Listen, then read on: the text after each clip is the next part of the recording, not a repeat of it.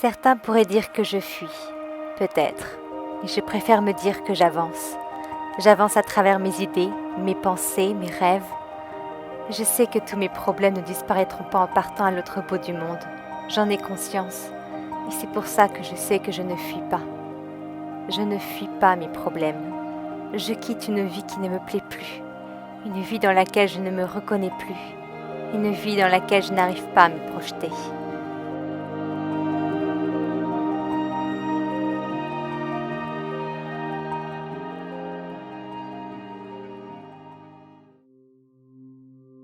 Pour août, je change d'île. Je quitte Bora Bora pour aller à Raiatea. Peu de temps après mon arrivée, j'apprends la perte de mon chat. Et au même moment, je dois me retrouver un hébergement rapidement. Vivre sa perte à l'autre bout du monde, sur une île où je ne me sentais pas bien, seule et stressée de ne pas savoir où j'allais dormir, a été une épreuve éprouvante. Par chance, j'ai été recueillie par un couple de voileux, Laura et Alex, pendant 4 jours, avec qui j'ai pu faire le tour de l'île de Raiatea. Ne plus être sur terre m'a aidé à aller mieux. Je me laissais bercer par les vagues, je sentais le vent caresser ma peau, ne penser qu'au moment présent, me sentir comme dans un cocon.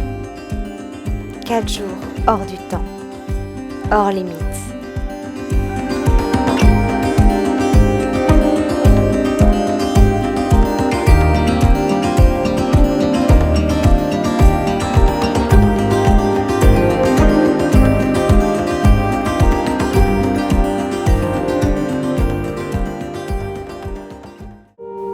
Le retour sur Terre a été dur, comme un retour à la réalité, un retour au temps qui passe, à la place vide qui s'est créée en moi. J'ai fini par quitter Raiatea après une dizaine de jours, et pour être honnête, je n'ai pas fait grand-chose quand j'étais sur Terre. J'ai vu des cascades et le Mare, ancien lieu central de la vie religieuse et politique polynésienne.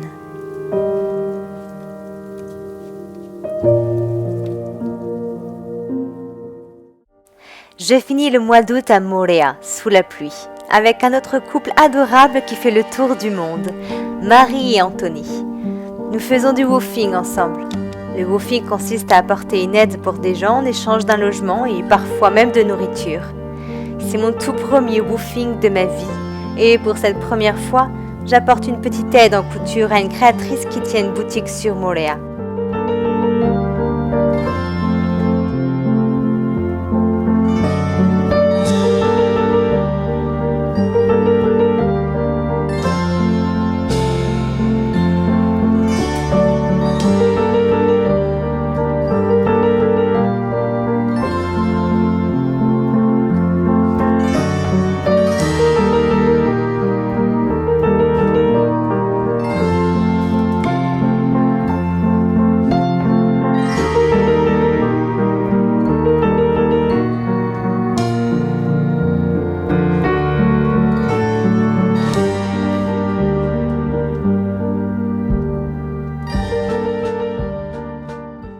Août a été aussi ce mois où tout ce que j'avais prévu ne s'est pas passé comme prévu.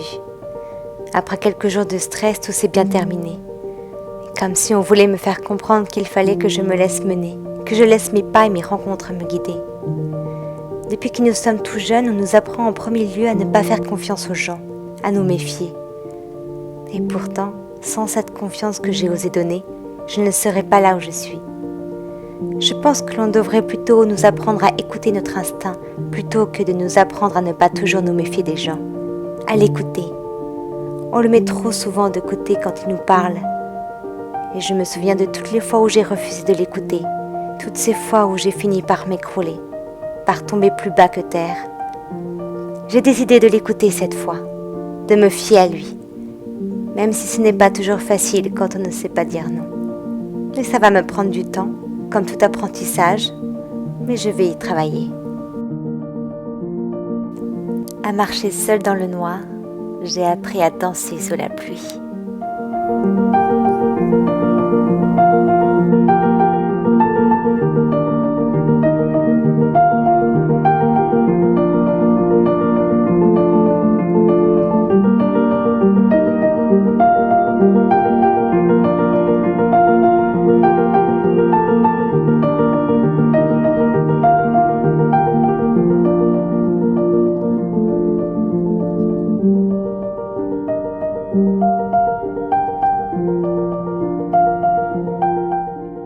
craignez-vous, madame demanda-t-il.